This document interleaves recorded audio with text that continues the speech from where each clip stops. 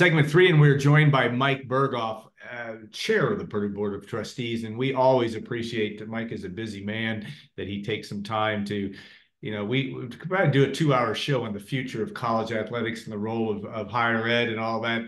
We're going to try to drill that down a little bit today, and maybe even talk about that Purdue men's basketball team that seems to be occupying our thought process a lot of late. Mike, thanks for your time, and always appreciate you joining the show. Yeah, I enjoy being on it. All right, Mike, let's talk some basketball here. I mean, obviously Sunday Purdue will take on Rutgers. We know that can be has been a challenge for Purdue the last three games, and guys make half court shots and things like that seem to happen there. You were a student athlete at a high level. You've played at this, you've seen this. This seems to be everything indication with what Matt Painter has brought to the table. This is a different operation that Purdue's bringing, based on how well they took care of business in Indiana, Iowa. You have to like what you see from Purdue so far. Yeah, it's just such an improved team. We were good last year, but our talent is pretty broad this year. We have lots of guys with minutes. We have, the addition of Lance was big. We have another shooter. It helps kind of novices like me who don't really know how to study basketball strategy, but it's easy to understand now because we've seen teams collapse in on Zach and making it easy for us to pass it back out for the triple. And now we have three guys who can do that, and usually at least two of them, are hitting their average. So it's big help. It's fun. Yeah, it has been a lot of fun. We talked offline before we get started about just the interest in Mackey and how, and we'll get into NIL and all that in a bit, but just why Mackey Arena now, it always has been a great place. Even back when you were in school, it was a phenomenal place for basketball. It has raised even to another level where it is one of the top two or three places, if not the top place in the country, and that helps with retention, I think, of players and getting players here. But just talk about how the university and athletics have positioned itself and helped that cause to make it even extra special from your perspective. Yeah, I would say a couple of things. One, we were gifted with a structural design around arena that puts you right on top of the court. The capacity is sufficient, but it's not too big where you feel like you're too far removed. Lots of great seats in there, and we've just made minor improvements over the last, I guess it's almost 60 years now. Yeah. The other thing is we've not compromised our relationship with our student body. Some folks would have shrunk that down in order to increase revenue. But there's such a large part of the atmosphere in there, and a factor in the success we have because, they lift the team and rattle the opponent. Yeah. So, people have a hard time accepting, people who've never been there have a hard time accepting it's almost annual ranking at either the first or second or third, but it only takes one visit before you realize what's really special about the place. Yeah, it's almost become has become, I should say, the Wrigley Field of college basketball, where it is a destination for college basketball fans. It is a place you want to go to Cameron Indoor Stadium, you want to go to Fog Allen, you want to go to Mackey Arena. It seems to be pretty much the same from that standpoint. All right, you look now at the challenges of this team. Obviously, the sky's the limit, and this is another year with Matt Painter and having to do a difficult thing, and that is to be able to put what's happened in the NCAA tournament, even though they've had a lot of success, kind of in its place and move ahead to another great year. Talk about that just from a leadership perspective and what that takes from a leader to be able to do that, what seems to be very well so far in a team that is extremely focused on living in the moment, it appears. Yeah, I think there might be more than two ways to look at this, but there's really only two. And if you're a student athlete, one of them is, I think, just captured perfectly by Zach's comment. We have some unfinished business to attend to. Yeah. And I mean, if that's not a rallying cry for gutting out a 30-game season, in order to get to the Final Four and win a national championship. I don't know what is. It put goosebumps on me when he said that. And everything you see about this team seems to reflect that they've adopted that attitude. It's a marathon. Yeah. It's not a one game wonder, but just use every day, every game to improve and be ready for the tournament. And yeah. I think these guys in this team have done an incredible job of dealing with the loss and focusing on this season. With Mike Berghoff, chair of the Purdue Board of Trustees, when you look now at the big picture of college athletics, and it's perplexing to anybody, I think, in terms of where all this heads, but also from where you sit. I mean, as on the Board of Trustees and trying to keeping Purdue's reputation not only as an academic institution, but also keep it as a high-level athletic competitive environment. What keeps you focused and feeling confident on the future of all this, or is this just a time where you got to sit through and see where things fall and how to deal with them? Well, a couple of things. One, I took a deep breath as you started to describe what was going on, and it's just reflective of the challenge, right? Yeah. It's not something that we can easily control, like many other things that you're confronted with.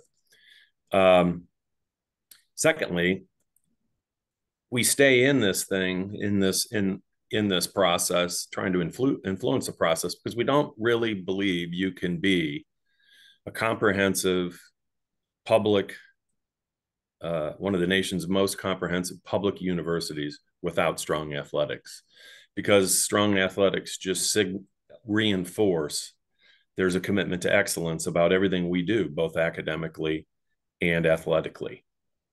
So that's the second thing.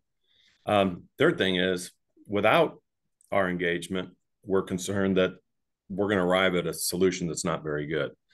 And so we all can be very, very thankful that we have Mike Bobinski as our athletic director, one of the most senior, most respected ADs in the country, and helping by providing strategy assistance to our new commissioner during all of the discussions we're having, both with Congress and other conferences, about how do we make the most out of this, and how do we find the very best pathway for the Big Ten to continue to be a leading conference, but retain its commitment to student athletes. It's a challenge, but we'll get it done. Just not sure what it's going to look like or how quickly.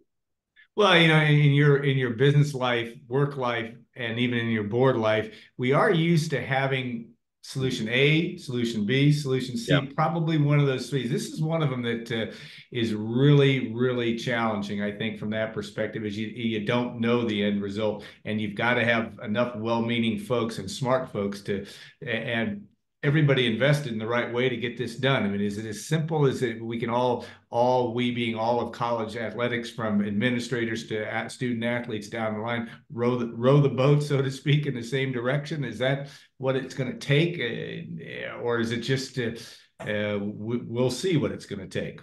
Yeah, I think it's quartered into segments. There's going to be a group in one quarter segment that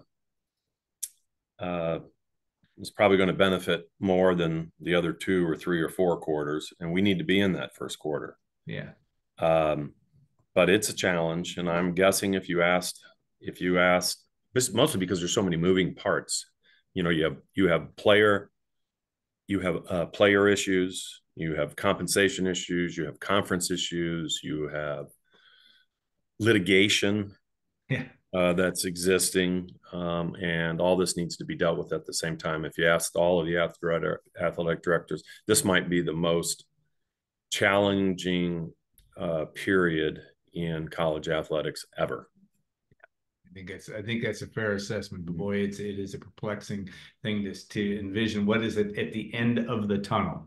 All right, you also, obviously, as the chair of the Board of Trustees, and your colleagues on the board, you have many hats that you wear, but one of them is also to work very closely with the president, and you have a new one, and a relatively new one, I should say, in Mung Yeah. Chiang. Talk about his, he's different. Everybody, he's following a hard act to follow in Mitch Daniels, but also his how the board interacts with him with respect to athletics and how that marriage, so to speak, is working out so far. We're very fortunate in this transition, especially in a lot of different ways. Both Mung's passion for Purdue and our mission for economic development and for excellence. I mean, you've heard his probably his biggest rallying cry is excellence at scale. We're big and we have to be excellent. He also loves to win. He's very competitive, no matter what the project is, and that includes sports. You know, he wants to crush people. You know, when people say we must crush them, you know, that says something. We also had that. We had that in Mitch, who was a terrific competitor, wanted to win all the time, and sometimes couldn't bear to watch a game because he got so wound up about it. And then, you know, he would get text messages and turn his phone off. So, you know, we have a real fan in athletics with Mung, and he knows what it takes, what's required to win. It's not just a will. You have to provide them with the tools they need, and we're very fortunate to have that. And we get along really well. He's different. Yeah. So, you know, he's got a family, which is awesome. You know, he has three children who are all living at Westwood with him. Augie is a huge sports fan. His son, the middle one, and you know they've traveled and went out to Hawaii, and our fan base and our alumni like seeing that, and we're glad he does.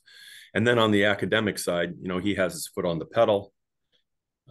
He's very proud of Purdue and wants to make sure that everybody else understands why. So he's a huge ambassador, travels all the time to carry the message forward and help make Purdue, you know, be viewed as one of the most consequential public land grant universities in the country. And we're lucky to have him.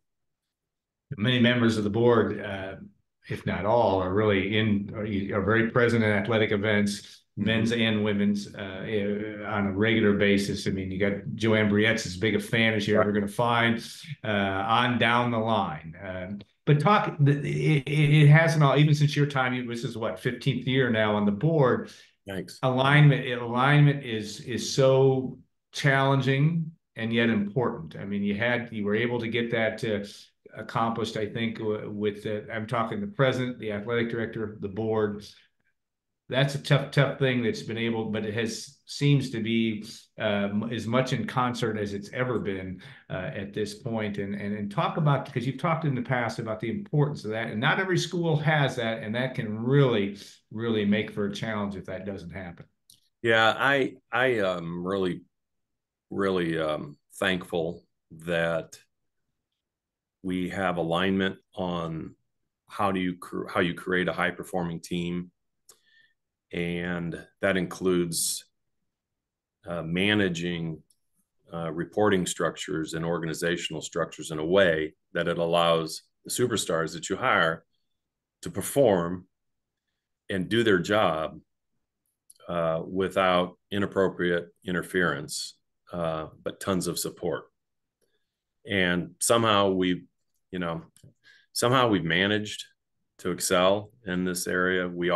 I think we are very unique in that. You're right to bring that up because Mike gets to do his job, Mung gets to do his job, and the board does our job, and you weave it in a way. Oh, by the way, the coaches matter too, right? Yeah. So I'm not sure I have an answer for it, except we've had some governors who've made some really thoughtful appointments to the board because they care about Purdue more than they care about an appointment that might enrich their contributions in their political fundraising. So, you know, all the way from Mitch to Governor Pence to Governor Holcomb, they've helped a lot in that way, and we can be proud of that. So I don't know. We have a formula that works, and it's pretty rare. All right, and we have a couple more questions. One on that 38-year-old football coach you have in Ryan Walters, Yep. and how, head on a swivel world that he lives in. You look at his situation. Every college, I think, college football is probably it is example A of the challenges ahead in the NIL transfer portal world.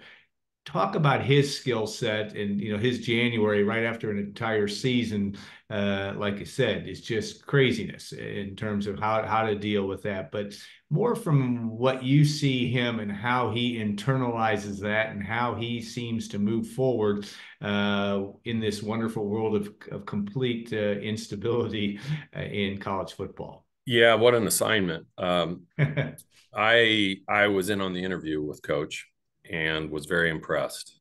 He came very prepared, almost in a business CEO manner. He had an organizational chart laid out that included a couple of components that you wouldn't normally see in a football operation. He had his targeted assistant coaches ranked 1, 2, and sometimes 3. If he could get the first one, great. If not, here's the second one, here's the third one. So he's very prepared, very thoughtful, very organized, but he also has a lot of passion and compassion for the game. He loves to play football. He loves football, and it helps him with his recruiting because it's really obvious.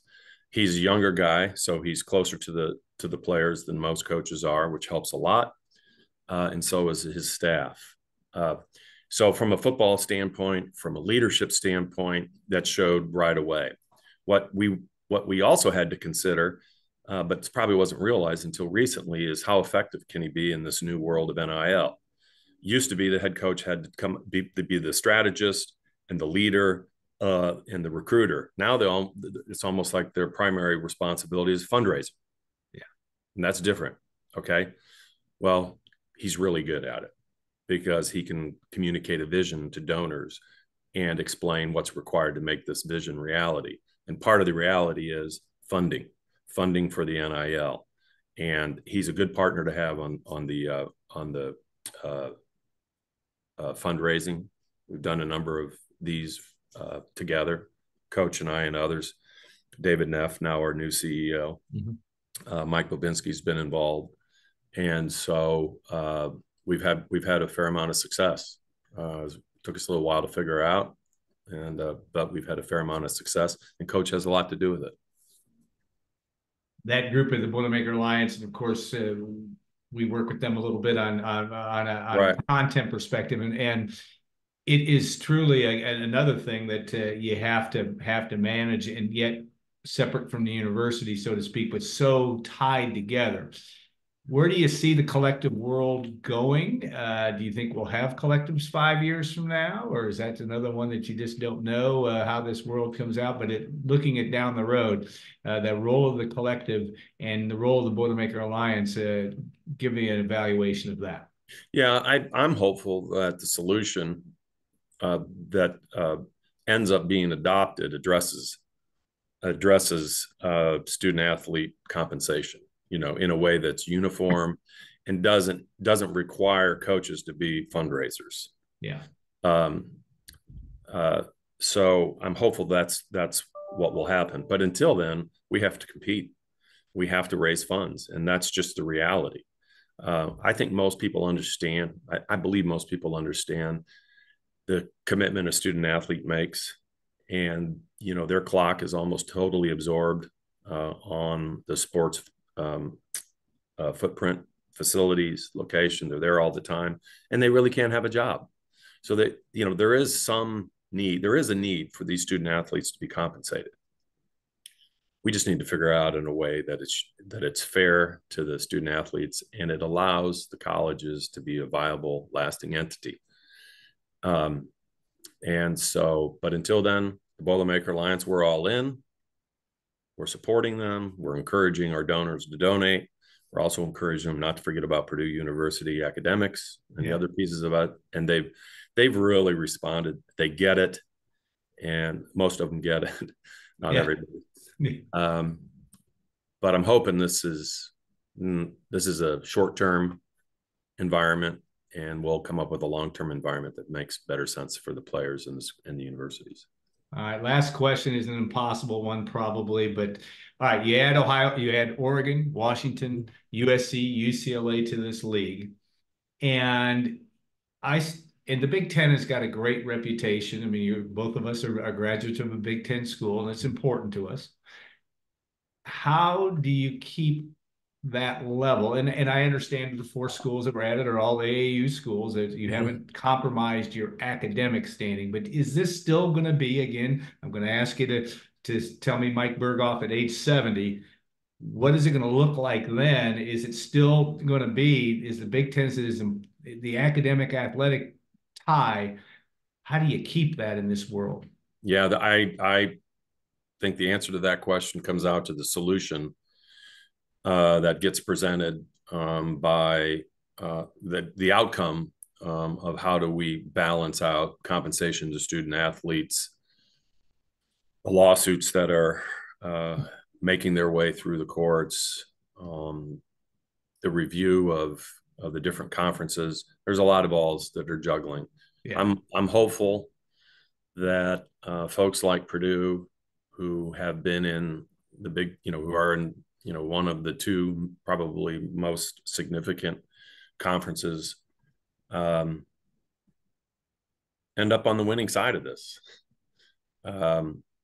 That's our plan, and that's what we want to have happen. But I just don't see that there's any way that some of the schools aren't negatively impacted, and their athletics is going to be a lot different than it's been before, and ours will too. But we want to end up with the right balance and the product offering that our fans can be excited about supporting. One quick follow-up. Negative, you think even in the Big Ten, that group of 18 there'll be somebody that may be left out of the dance long term, or are you talking about the big picture of all the 130 some power or Division One football programs? How do you view that? I'm thinking the Big Ten and pick another conference. I'm not sure which one that is. Will be on the favorable side of the outcome, because we are now, really. I mean, if you look at it, and right now we're spending time making sure that happens. Because that's where we belong. But the outcome is probably more difficult to predict than any other topic of issue college athletics has ever had. Fair, and that's kind of been the crux of our conversation, is that there's a lot of balls in the air, and that will be interesting. Speaking of which, Board of Trustees will meet next week. You've got a lot of that going on. Anything athletic-wise that you can share on the agenda, or anything hot button issues as we bring this to a close? No, nothing really with athletics. I'm working on the agenda right now. And there you go. So, that's what the chair does. Yeah, I need to make sure we have something substantive to talk about next week. But no, our athletics. Well, there are. People are asking questions about tickets. Oh yeah. So I think I have this close to true that the first round of the NCAA tickets, almost all of the participants in there end up with about 100 tickets. Yeah. So that's not very you don't many. Have enough. It's not very many. So I hope our fans understand that and be patient, because that's what we're up against. Yeah. If all goes to plan, Purdue will be playing in Indianapolis and maybe even in Detroit. There's still a few games left to play and things that can change, but that's the way it's trending at this point. Mike, thanks so much for your time, especially all this extra time today. It's always enlightening. Safe travels when you're heading up I-65 to West Lafayette. which I'm going to guess you'll be doing. Well, I know you're going to be doing here before long. You do that all the time, and we appreciate that so much. Want to thank Triple X, on the hill, but on the level of Purdue tradition since 1929. I bet you Mike's been there a time or two in his life. State Farm agent Trent Johnson at trentismyagent.com. We appreciate them. Mary, Gordon, all the folks at WLFI for making this happen too. We appreciate them. We'll see you next week, where we're going to have more. I think we'll be talking more about basketball again next week on Gold and Black Live. But stay tuned and have a great week, everybody, and stay safe and enjoy this winter weather the best you can. Thanks so much.